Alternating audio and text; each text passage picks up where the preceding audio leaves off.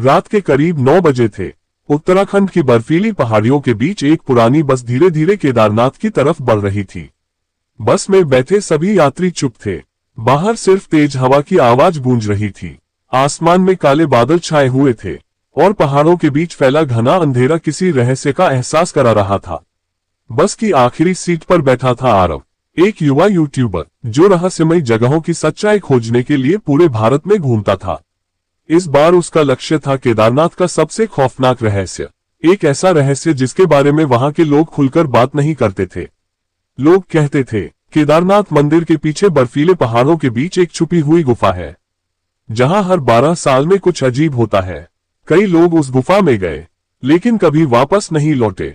आरव इन बातों को अंधविश्वास मानता था, लेकिन उसके पास एक पुरानी डायरी थी जो उसे ऋषिकेश के एक साधु ने दी थी।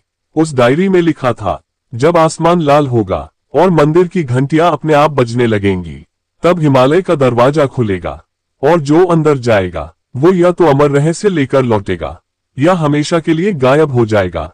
बस अचानक झटके से रुक गई। ड्राइवर घबराई हुई आवाज में बोला, आगे रास्ता बंद है, भारी बर्फबारी शुरू हो चुकी है। सभी यात्री नीचे उतर गए। चारों तरफ सफेद बर्फ उड़ रही थी, ठंडी हवा शरीर को चीर रही थी। आरव ने अपना कैमरा चालू किया और रिकॉर्डिंग शुरू कर दी। दोस्तों, आज मैं पहुंच चुका हूं केदारनाथ और आज मैं उस रहस्यमयी गुफा की सच्चाई पता लगाने वाला हूं। तभी पीछे से एक बुरी आवाज सुनाई दी, मत जाओ वहां। आरव ने मुड़कर देखा, एक बहुत बूढ़ा साधु बर्फ के बीच खड़ा था। उसकी लंबी सफेद दाढ़ी हवा में उड़ रही थी, आंखें लाल दिखाई दे रही थीं। साधु धीरे से बोला, वो जगह इंसानों के लिए नहीं है, वहां आज भी प्राचीन शक्तियां जागती हैं। आरव हंसते हुए बोला, बाबा, मैं सच की तलाश में आया हूं, मुझे कोई नहीं रोक सकता। साधु ने गुस्से से उसकी तरफ देखा, फिर अपनी जेब से एक छोटा ताबीज निकालकर उसके हाथ में रख दिया। अगर मौत सामने दिखे तो इसे खोल देना। इतना कहकर साधु अचानक बर्फीले तूफान में गायब हो गया। आरव हैरान रह गया। आसपास देखने पर भी साधु कहीं दिखाई नहीं दिया। रात और ज्यादा डरावनी होती जा रही थी। आरव धीरे धीरे मंदिर की तरफ बढ़ने लगा। केदारनाथ मंदिर बर्फ के बीच किसी रहस्यमय महल की तरह दिखाई दे रहा था। चारों तरफ गहरी शांति फैली हुई थी, सिर्फ मंदिर की घंटियों की हल्की आवाज सुनाई दे रही थी। लेकिन अजीब बात यह थी, मंदिर बंद था, फिर घंटियां कौन बजा रहा था? आरव का दिल तेजी से धड़कने लगा। उसने कैमरा मंदिर की तरफ घुमाया। तभी कैमरे में कुछ अजीब दिखाई दिया। मंदिर के पीछे पहाड़ों के बीच एक लाल रोशनी चमक रही थी। वही गुफा थी। आरव तुरंत उस दिशा में बढ़ने लगा। बर्फ लगातार बढ़ती जा रही थी। रास्ता बेहद खतरनाक था। हर कदम पर ऐसा लग रहा था जैसे कोई उसे देख रहा हो। तभी अचानक पीछे से किसी के चलने की आवाज आई, चर्र चर्र। आरव तुरंत पीछे मुड़ा, लेकिन वहां कोई नहीं था। उसने डरते हुए आगे कदम बढ़ाया। अचानक उसके कैमरे की स्क्रीन अपने आप बंद हो गई। मोबाइल का नेटवर्क गायब हो चुका था।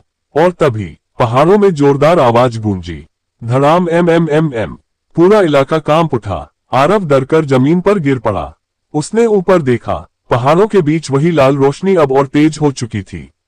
ऐसा लग रहा था जैसे बर्फ के अंदर कोई विशाल चीज जाग चुकी हो। आरव धीरे धीरे गुफा के पास पहुंचा।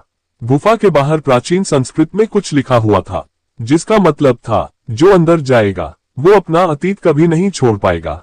गुफा के अंदर से ठंडी हवा के साथ अजीब फुसफुसाहटें आ रही थी, जैसे हजारों लोग एक साथ धीरे धीरे कुछ बोल रहे हों।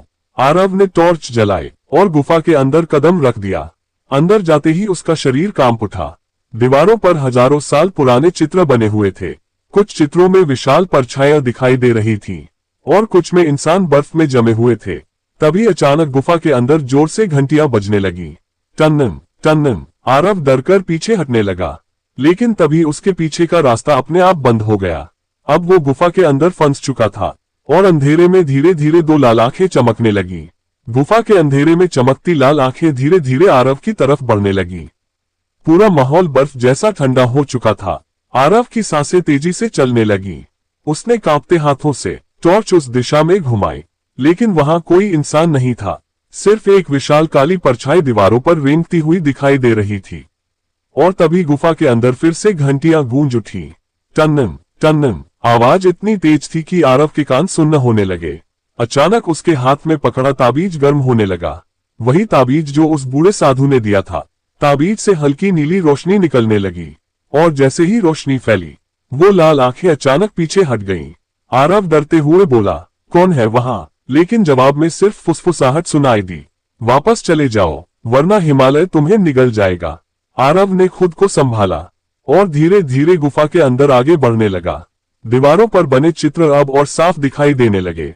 एक चित्र में केदारनाथ मंदिर के नीचे एक विशाल दरवाजा बना था जिसके अंदर आग जैसी लाल रोशनी जल रही थी। दूसरे चित्र में कुछ साधु एक दानव जैसी छाया को कैद करते दिखाई दे रहे थे और तीसरे चित्र में पूरा पहाड़ खून के रंग में डूबा हुआ था। आरव सब कुछ कैमरे में रिकॉर्ड करने लगा। तभी अचानक उसके कैमरे में अजीब आवाज आने लगी, शश शश शश, और स्क्रीन अपने आप चालू बंद होने लगी। फिर कैमरे में कुछ दिखाई दिया, एक इंसान जो आरव के पीछे खड़ा था। आरव घबराकर तुरंत पीछे मुड़ा लेकिन वहां कोई नहीं था। उसका दिल तेजी से धड़कने लगा। तभी कैमरे की स्क्रीन पर वो चेहरा फिर दिखाई दिया, इस बार और पास। उसकी आंखें पूरी सफेद थीं, चेहरा बर्फ से जला हुआ लग रहा था और होंठ फटे हुए थे। अचानक कैमरा अपने आप बंद हो गया, पूरा अंधेरा छा गया। आरव तेजी से पीछे हटने लगा। तभी उसका पैर किसी चीज से टकराया। उसने नीचे टॉर्च की रोशनी डाली और डर से उसकी चीख निकल गई। जमीन पर कई इंसानों की पुरानी हड्डियां पड़ी थीं। कुछ हड्डियों पर अभी भी फटे हुए कपड़े लटके हुए थे, जैसे वो लोग अचानक यहां मर गए हों। आरव अब समझ चुका था, ये कोई साधारण गुफा नहीं थी। तभी गुफा की दीवारें कांपने लगी, ऊपर से बर्फ और पत्थर गिरने लगे और गुफा के अंदर से भारी आवाज गूंजी, 12 साल पूरे हो चुके हैं, दरवाजा फिर खुलने वाला है। आरव घबराकर इधर उधर देखने लगा। अचानक सामने की दीवार धीरे धीरे खुलने लगी और उसके पीछे एक विशाल सुरंग दिखाई दी। उस सुरंग से लाल धुआं निकल रहा था, हवा में जलने जैसी गंध फैल गई। आरव ने डरते हुए सुरंग के अंदर कदम रखा। जैसे जैसे वो आगे बढ़ रहा था, फुसफुसाहटें और तेज होती जा रही थी। कुछ देर बाद वो एक विशाल बर्फीले कमरे में पहुंचा और वहां जो उसने देखा, उसे देखकर उसके पैरों तले जमीन खिसक गई। कमरे के बीचों बीच बर्फ में एक विशाल दरवाजा दबा हुआ था। उस दरवाजे पर प्राचीन चिन्ह बने हुए थे और दरवाजे के सामने कई साधुओं की जमी हुई लाशें बैठी थीं। ऐसा लग रहा था जैसे वो सदियों से वहां पहरा दे रहे हों। तभी अचानक उन लाशों की आंखें खुल गईं। उनकी आंखों से लाल रोशनी निकलने लगी और सभी एक साथ आरव की तरफ देखने लगे। आरव डर के मारे पीछे हट गया, लेकिन तभी पीछे से किसी ने उसका कंधा पकड़ लिया। आरव चीखते हुए पलटा और उसके सामने वही बूढ़ा साधु खड़ा था, लेकिन इस बार उसका चेहरा पूरी तरह बदल चुका था। उसकी आंखें काली हो चुकी थीं और चेहरे पर अजीब डरावनी मुस्कान थी। साधु धीरे से बोला, तुम बहुत देर से आए हो आरव, अब दरवाजा खुल चुका है और जो अंदर कैद है वो जाग चुका है। तभी अचानक विशाल दरवाजे के अंदर से जोरदार धमाका हुआ। धड़ाम एम एम एम एम, पूरा पहाड़ कांप उठा और दरवाजे के बीचों बीच एक बड़ी दरार पड़ गई। उस दरार के अंदर से 2 विशाल लाल आंखें चमकने लगी। विशाल दरवाजे के अंदर चमकती लाल आंखें धीरे धीरे और बड़ी होती जा रही थीं। पूरा बर्फीला कमरा जोर जोर से कांपने लगा। ऊपर जमी बर्फ टूटकर गिरने लगी। आरव डर के मारे पीछे हट गया। उसकी सांसें तेज हो चुकी थीं और तभी दरवाजे के अंदर से ऐसी आवाज गूंजी जिसे सुनकर उसका खून जम गया। मुझे आजाद करो। आवाज इतनी भारी थी जैसे पूरा पहाड़ बोल रहा हो। साधु धीरे धीरे उस विशाल दरवाजे के सामने जाकर खड़ा हो गया। उसके चेहरे पर डर नहीं था, बल्कि अजीब खुशी दिखाई दे रही थी। आरव कांपती आवाज में बोला, ये क्या है? साधु धीरे से हंसने लगा। 12 साल पहले भी एक इंसान यहाँ आया था, उसने भी यही सवाल पूछा था, लेकिन फिर वो कभी वापस नहीं गया। आरव गुस्से में बोला, सच बताओ ये सब क्या है? साधु ने अपनी आंखें बंद की और धीरे धीरे बोलना शुरू किया। हजारों साल पहले हिमालय के अंदर एक प्राचीन शक्ति जागी थी, एक ऐसी शक्ति जो इंसानों की आत्माओं से अपनी ताकत बढ़ाती थी। उस दानव को रोकने के लिए प्राचीन ऋषियों ने उसे इस बर्फीले दरवाजे के पीछे कैद कर दिया, लेकिन उसे कैद रखने के लिए हर 12 साल में एक बलि देनी पड़ती है। अगर बलि ना दी जाए तो वो शक्ति पूरी दुनिया में फैल जाएगी। आरव का चेहरा डर से सफेद पड़ गया। उसने धीरे से पूछा, पिछली बार किसकी बलि दी गई थी? साधु ने मुस्कुराकर उसकी तरफ देखा, तुम्हारे पिता की। ये सुनते ही आरव के पैरों तले जमीन खिसक गई। उसकी आंखें फैल गईं। उसके पिता भी कई साल पहले केदारनाथ आए थे और फिर अचानक गायब हो गए थे। सबको लगा था कि वो पहाड़ों में खो गए, लेकिन सच्चाई कुछ और थी। आरव गुस्से में चिल्लाया, झूठ। साधु ने अपनी जेब से एक पुरानी फोटो निकाली।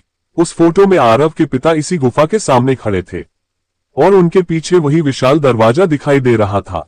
आरव के हाथ कांपने लगे। तभी अचानक दरवाजे की दरार और बड़ी हो गई। अंदर से लाल धुआं तेजी से बाहर निकलने लगा और बर्फ में जमी साधुओं की लाशें धीरे धीरे खड़ी होने लगी। उनकी आंखें जलती आग की तरह चमक रही थीं। सभी एक साथ बोलने लगे, दरवाजा मत खोलो, दरवाजा मत खोलो। पूरा कमरा उनकी आवाजों से गूंज उठा। आरव डरकर पीछे हटने लगा, लेकिन तभी जमीन फट गई और उसके नीचे गहरी खाई दिखाई देने लगी। साधु जोर से चिल्लाया, अगर आज बलि नहीं हुई तो पूरी दुनिया खत्म हो जाएगी। आरव समझ नहीं पा रहा था कि वो क्या करे। तभी उसके हाथ का ताबीज अपने आप खुल गया। उसके अंदर एक छोटा सा कागज था जिस पर लिखा था, अगर दानव जाग जाए तो शिव की ज्योति को खोजो, वही एकमात्र रास्ता है। तभी अचानक गुफा के अंदर नीली रोशनी चमकी और दूर अंधेरे में एक संकरा रास्ता दिखाई दिया। साधु घबराकर चिल्लाया, नहीं, उधर मत जाना। लेकिन आरव तेजी से उस रास्ते की तरफ भागने लगा। उसके पीछे बर्फीली लाशें दौड़ रही थीं। पूरा पहाड़ कांप रहा था। दरवाजे की दरार अब इतनी बड़ी हो चुकी थी कि अंदर से एक विशाल काला हाथ बाहर निकल आया। उस हाथ के नाखून तलवार जैसे लंबे थे और उसकी त्वचा कोयले जैसी काली थी। दानव बाहर आने की कोशिश कर रहा था। आरव पूरी ताकत से दौड़ता रहा। अचानक वो एक दूसरी गुफा में पहुंच गया और वहां जो उसने देखा, उसे देखकर उसकी आंखें फटी रह गईं। गुफा के बीचों बीच नीली आग जल रही थी और उस आग के सामने ध्यान में बैठे थे आरव के पिता। नीली आग के सामने बैठे आरव के पिता बिल्कुल शांत दिखाई दे रहे थे।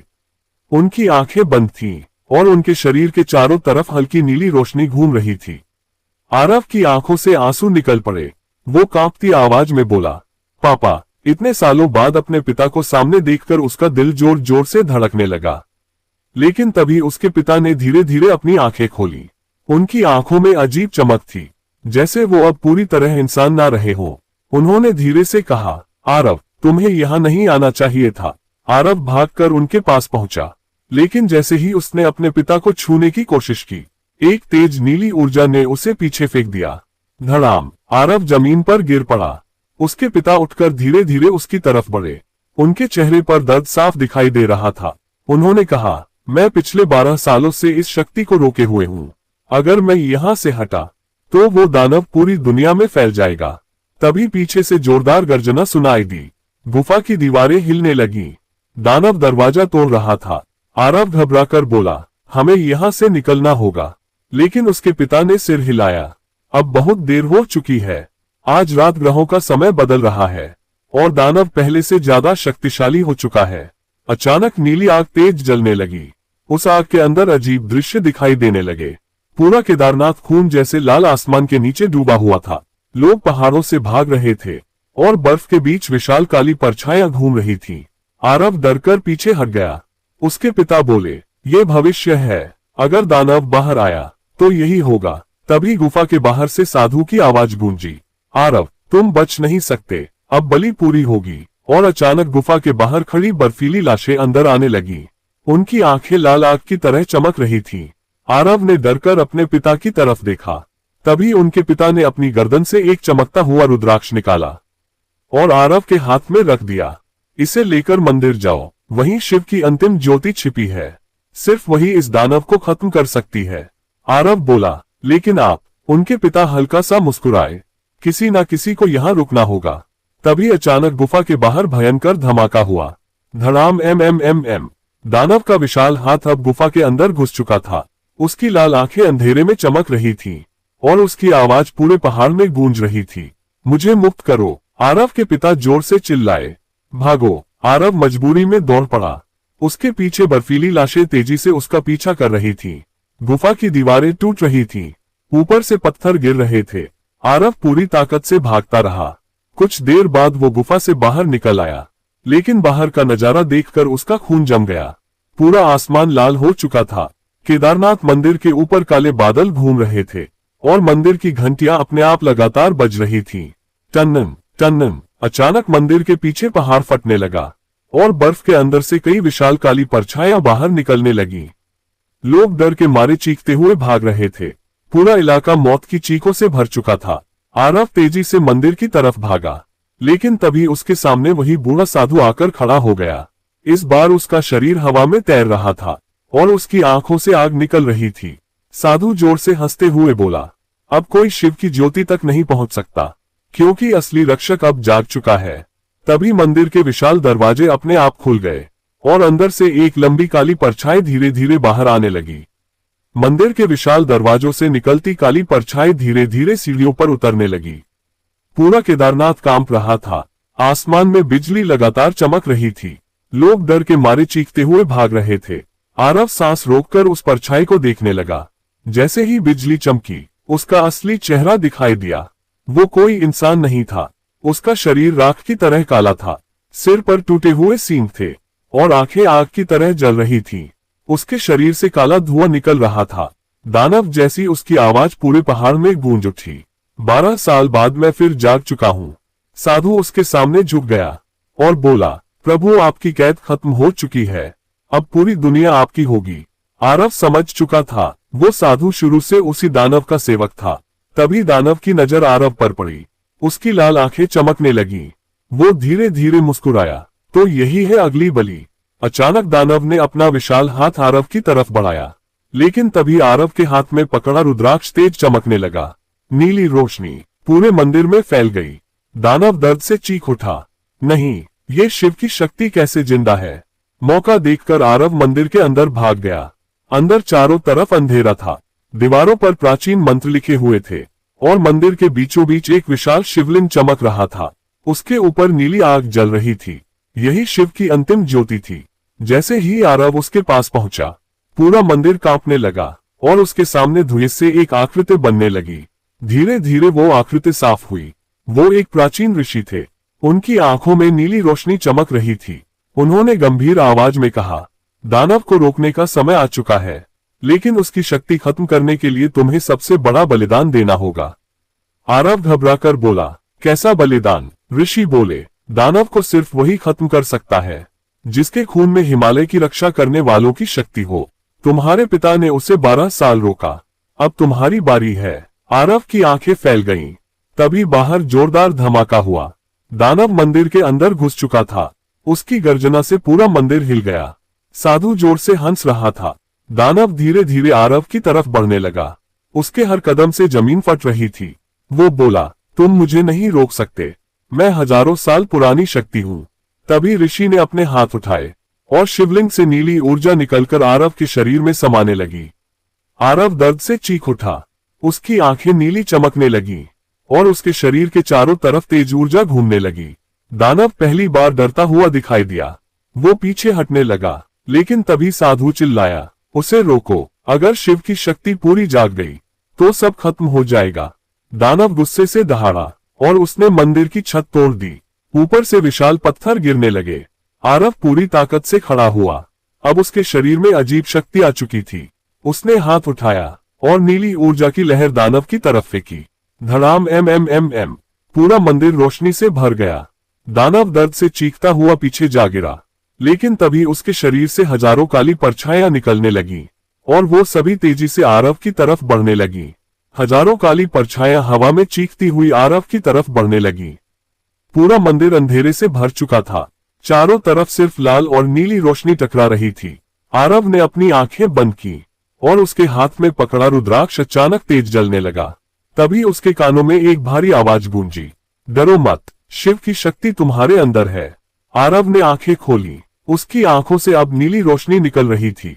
उसने जोर से हाथ आगे बढ़ाया और अचानक उसके सामने नीली ऊर्जा की विशाल ढाल बन गई। सारी काली परछाइयां उस ढाल से टकराकर जलने लगी। दानव गुस्से से दहाड़ उठा। उसकी आवाज से पूरा पहाड़ कांप गया। मंदिर की दीवारों में बड़ी बड़ी दरारें पड़ने लगी। बाहर लोग डर के मारे भाग रहे थे। आसमान पूरी तरह लाल हो चुका था और बर्फीले तूफान के बीच काली आकृतियां घूम रही थीं। साधु जोर से चिल्लाया, प्रभु जल्दी कीजिए, सुबह होने से पहले इसे खत्म करना होगा। दानव ने अपनी दोनों आंखों से लाल आग की लपटें निकाली। पूरा मंदिर आग में घिरने लगा। आरव दर्द से चिल्लाया, लेकिन तभी उसके सामने फिर वही प्राचीन ऋषि दिखाई दिए। उन्होंने कहा, दानव की शक्ति उसके दिल में कैद आत्माओं से आती है। जब तक वो आत्माएं आजाद नहीं होंगी दानव नहीं मरेगा। आरव ने पूछा, मैं उन्हें कैसे आजाद करूं? ऋषि ने शिवलिंग की तरफ इशारा किया, शिव की ज्योति को उसके दिल तक पहुंचाओ, बस वही रास्ता है। तभी दानव ने जोरदार हमला किया। उसका विशाल हाथ मंदिर के बीचों बीच आ गिरा। धड़ाम एम। पूरा फर्श टूट गया। आरव गिरते गिरते बचा। दानव अब तेजी से उसकी तरफ बढ़ रहा था। उसकी आंखों में खून जैसी लाल आग जल रही थी। वो गरजते हुए बोला, तुम्हारे पिता भी मुझे नहीं रोक पाए, तुम भी मरोगे। अचानक मंदिर के बाहर से किसी की आवाज आई। आरव ने पीछे मुड़कर देखा और उसकी आंखें फैल गईं। उसके पिता मंदिर के दरवाजे पर खड़े थे, लेकिन उनका शरीर अब बुरी तरह घायल था। उनके चारों तरफ नीली रोशनी घूम रही थी। उन्होंने चिल्लाकर कहा, दानव का दिल उसकी छाती के अंदर नहीं है, वो उसके अंदर कैद बर्फीली गुफा में छिपा है। तभी दानव गुस्से से चीख उठा। उसने अपना विशाल हाथ आरव के पिता की तरफ फेंका, लेकिन आरव तेजी से आगे आया और उसने अपनी पूरी शक्ति से नीली ऊर्जा दानव पर छोड़ दी। धड़ाम एम। दानव पीछे जा गिरा। पूरा मंदिर कांप उठा। साधु डरकर पीछे हटने लगा। आरव के पिता कमजोर आवाज में बोले, जल्दी जाओ, गुफा का रास्ता मंदिर के नीचे है, मैं इसे ज्यादा देर नहीं रोक पाऊंगा। तभी अचानक मंदिर का फर्श टूट गया और नीचे एक गहरा रास्ता दिखाई देने लगा। उस रास्ते से ठंडी हवा और अजीब चीखें आ रही थी। आरव बिना समय गंवाए नीचे कूद गया। वो तेजी से अंधेरे रास्ते में गिरता चला गया। कुछ देर बाद वो बर्फ से बनी एक विशाल गुफा में पहुंचा, लेकिन वहां जो उसने देखा उसे देखकर उसकी सांस रुक गई। गुफा के बीचों बीच हजारों आत्माएं बर्फ में कैद थीं और उनके बीच एक विशाल धड़कता हुआ काला दिल हवा में लटक रहा था। धक धक धक धक हर धड़कन के साथ पूरा पहाड़ कांप रहा था। और तभी उस दिल के पीछे से दो विशाल लाल आंखें खुल गईं। बर्फीली गुफा के अंधेरे में खुलती लाल आंखें सीधे आरव को घूर रही थीं। विशाल काला दिल जोर जोर से धड़क रहा था। धक धक धक धक हर धड़कन के साथ गुफा की दीवारों में दरारें बढ़ती जा रही थीं। हजारों कैद आत्माएं दर्द से चीख रही थीं। उनकी आवाजें पूरे पहाड़ में गूंज रही थीं। आरव धीरे धीरे पीछे हटने लगा, लेकिन तभी बर्फ के अंदर से कई काले हाथ बाहर निकल आए। उन्होंने आरव के पैरों को पकड़ लिया। आरव जमीन पर गिर पड़ा। उसने पूरी ताकत से खुद को छुड़ाने की कोशिश की, लेकिन वो हाथ और कसते जा रहे थे। तभी वही भारी आवाज गूंजी, अब कोई नहीं बच सकता। आरव ने ऊपर देखा। काले दिल के पीछे से धीरे धीरे एक विशाल चेहरा बाहर आने लगा। वो दानव का असली रूप था। उसका सिर पहाड़ जितना बड़ा था, मुंह से काला धुआं निकल रहा था और आंखें जलते अंगारों जैसी चमक रही थीं। दानव हंसते हुए बोला, ये सारी आत्माएं मेरी शक्ति हैं। जितना लोग डरते हैं, मैं उतना शक्तिशाली बनता हूँ। आरव को अचानक ऋषि की बात याद आई। दानव की शक्ति उसके दिल में कैद आत्माओं से आती है। उसने अपने हाथ में पकड़ा रुद्राक्ष कसकर पकड़ लिया और आंखें बंद कर ली। तभी रुद्राक्ष से तेज नीली रोशनी निकलने लगी। नीली ऊर्जा पूरे गुफा में फैल गई। काले हाथ जलने लगे और आरव खुद को छुड़ाकर खड़ा हो गया। दानव गुस्से से दहाड़ उठा। पूरा पहाड़ जोर से कांप गया। ऊपर मंदिर की घंटियां तेजी से बजने लगी। टन्नन टन्नन। आरव ने शिव की ज्योति को याद किया। उसने दोनों हाथ आगे बढ़ाए और उसके शरीर से नीली ऊर्जा निकलकर रुद्राक्ष में समाने लगी। रुद्राक्ष अब आग की तरह चमक रहा था। गुफा में कैद आत्माएं धीरे धीरे शांत होने लगी। उनकी आंखों में उम्मीद दिखाई देने लगी। दानव डरकर पीछे हटने लगा। वो चीखा, नहीं, अगर आत्माएं आजाद हो गईं, तो मैं खत्म हो जाऊंगा। तभी अचानक गुफा के ऊपर से जोरदार धमाका हुआ। धड़ाम एम। ऊपर की बर्फ टूट गई और मंदिर का हिस्सा गुफा के अंदर गिरने लगा। आरव समझ चुका था कि समय बहुत कम है। उसने पूरी ताकत से चमकता रुद्राक्ष उस काले दिल की तरफ फेंक दिया। रुद्राक्ष सीधा दिल के बीचों बीच जाकर लगा और अगले ही पल पूरा गुफा नीली रोशनी से भर गया। दानव दर्द से ऐसी चीख मारी कि पूरा हिमालय कांप उठा। काला दिल फटने लगा। उसके अंदर कैद हजारों आत्माएं रोशनी बनकर बाहर निकलने लगी। हर आत्मा आजाद होते ही आसमान की तरफ उड़ रही थी। दानव तेजी से कमजोर होने लगा। उसका विशाल शरीर टूटने लगा, लेकिन तभी उसने आखिरी चाल चली।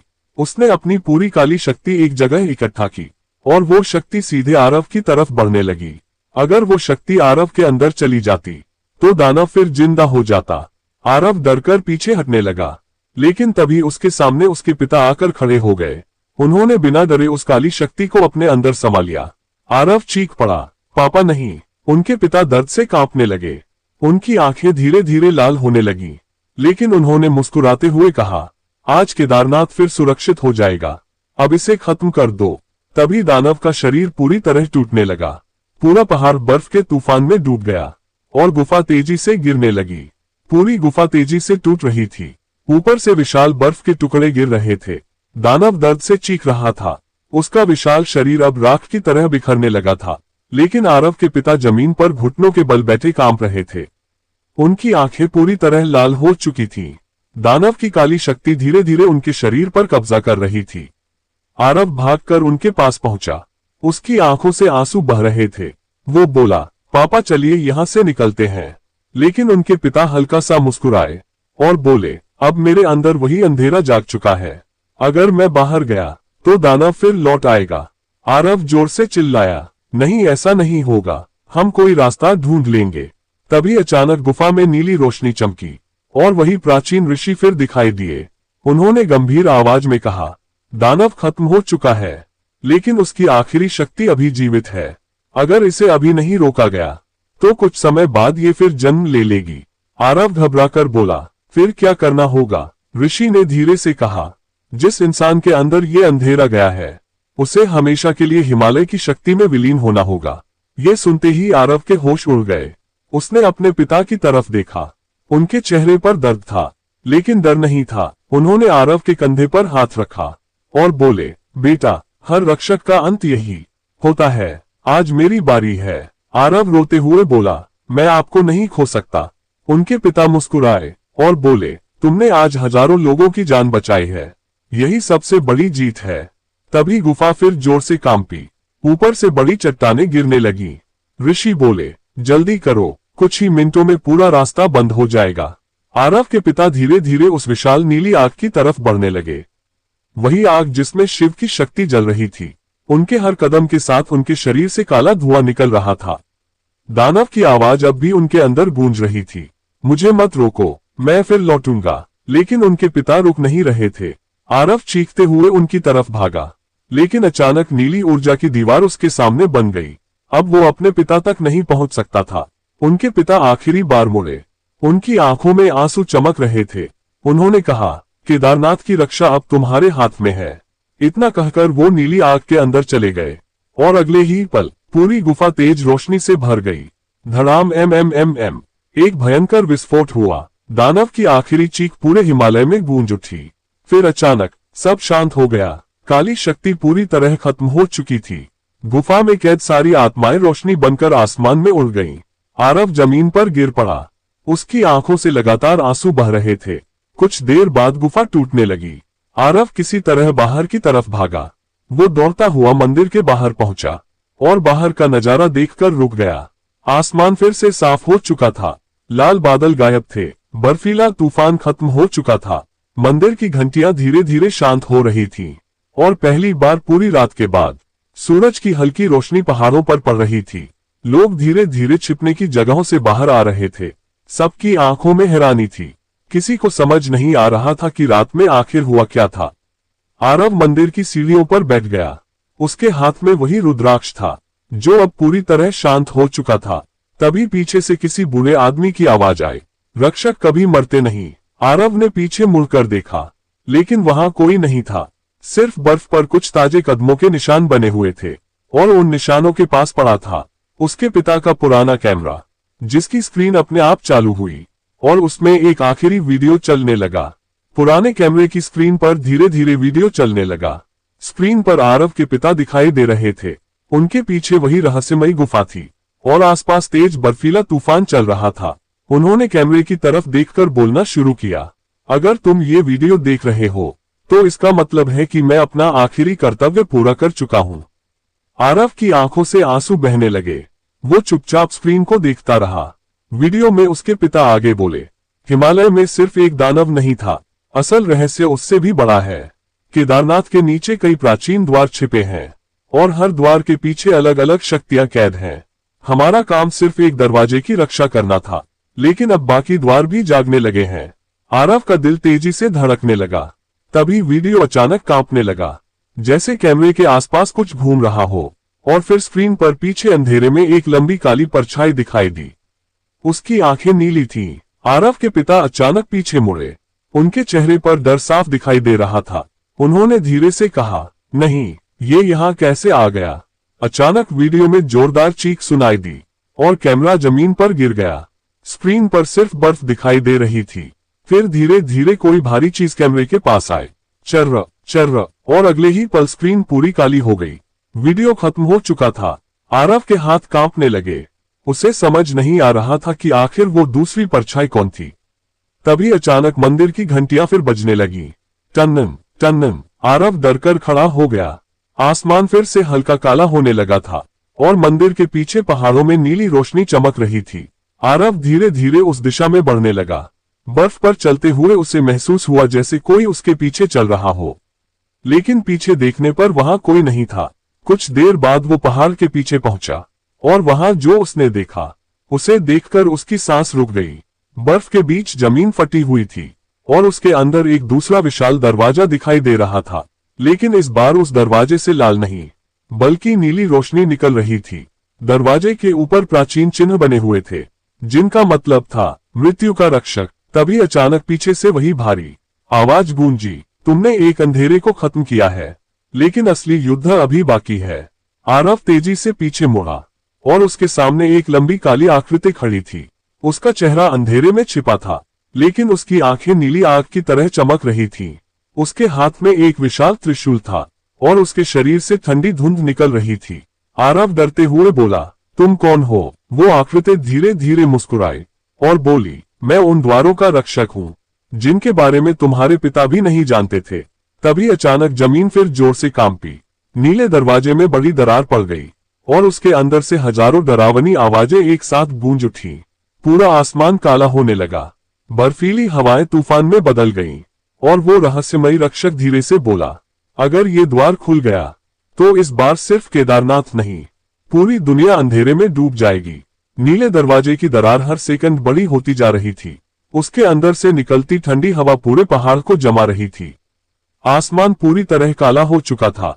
बिजलियां लगातार चमक रही थीं और हजारों डरावनी आवाजें चारों तरफ गूंज रही थीं। आरव डर के मारे पीछे हट गया। उसके सामने खड़ा रहस्यमयी रक्षक धीरे धीरे आगे बढ़ा। उसने अपना विशाल त्रिशूल जमीन में गाड़ दिया। धड़ाम एम एम एम एम, पूरा पहाड़ जोर से कांप उठा। नीली ऊर्जा की लहर दरवाजे की तरफ बढ़ी, लेकिन दरवाजे के अंदर से अचानक एक विशाल काला हाथ बाहर निकला। उस हाथ ने रक्षक को पकड़ लिया। आरव चीख पड़ा। रक्षक दर्द से दहाड़ा और उसकी आंखों की नीली आग और तेज जलने लगी। उसने पूरी ताकत से खुद को छुड़ाया, लेकिन अब दरवाजे की दरार इतनी बड़ी हो चुकी थी कि अंदर का अंधेरा साफ दिखाई देने लगा। वहां हजारों परछाइयां घूम रही थीं और उनके बीच एक विशाल आंख खुल रही थी। वो आंख पूरी नीली थी, लेकिन उसके अंदर मौत जैसा अंधेरा भरा था। रक्षक तेजी से आरव की तरफ मुड़ा और बोला, सुनो, अब सिर्फ एक ही रास्ता बचा है। आरव कांपती आवाज में बोला, क्या करना होगा? रक्षक ने अपने गले से चमकता हुआ एक प्राचीन ताबीज निकाला और आरव के हाथ में रख दिया। ये हिमालय का अंतिम मंत्र है। अगर तुम इसे दरवाजे के अंदर इस्तेमाल कर पाए तो ये द्वार हमेशा के लिए बंद हो जाएगा, लेकिन जो अंदर जाएगा वो कभी वापस नहीं आएगा। आरव कुछ सेकंड चुप रहा। उसकी आंखों के सामने अपने पिता का चेहरा घूमने लगा। फिर उसने धीरे से कहा, अगर मेरी वजह से दुनिया बच सकती है तो मैं तैयार हूँ। रक्षक ने पहली बार मुस्कुराकर उसकी तरफ देखा और बोला, आज से तुम भी हिमालय के रक्षक हो। तभी अचानक दरवाजा पूरी ताकत से फटने लगा। धड़ाम एम एम एम एम, विशाल नीली आंख पूरी तरह खुल गई। उसकी नजर जैसे ही आरव पर पड़ी, पूरा शरीर कांप उठा। आवाज गूंजी, एक और आत्मा। आरव ने ताबीज कसकर पकड़ लिया और पूरी ताकत से दरवाजे की तरफ दौड़ पड़ा। बर्फीली हवाएं उसे पीछे धकेल रही थीं। चारों तरफ काली परछाइयां उड़ रही थीं, लेकिन वो रुका नहीं। रक्षक दानवों से लड़ता रहा। उसका त्रिशूल नीली आग छोड़ रहा था। पूरा आसमान युद्ध की रोशनी से भर चुका था। आरव आखिर दरवाजे के सामने पहुंच गया। उसने कांपते हाथों से ताबीज उठाया और जैसे ही मंत्र बोला, ताबीज से तेज नीली रोशनी निकली। पूरा पहाड़ रोशनी से चमक उठा। दरवाजे के अंदर मौजूद सारी परछाइयां चीखने लगी। विशाल आंख दर्द से कांपने लगी, लेकिन तभी एक काली शक्ति तेजी से आरव की तरफ बढ़ी और उसे दरवाजे के अंदर खींच लिया। आरव अंधेरे में गिरता चला गया। चारों तरफ सिर्फ चीखें थीं और हजारों लाल आंखें उसे घूर रही थीं। तभी उसने आखिरी बार अपने पिता की आवाज सुनी, डरो मत, तुम अकेले नहीं हो। अचानक आरव के शरीर से तेज नीली रोशनी निकली। उसके हाथ का ताबीज हवा में चमकने लगा और अगले ही पल भयंकर विस्फोट हुआ। धड़ाम एम। पूरा हिमालय कांप उठा। नीला दरवाजा टूटने लगा। उसके अंदर की सारी परछाइयां राख बनकर उड़ने लगी।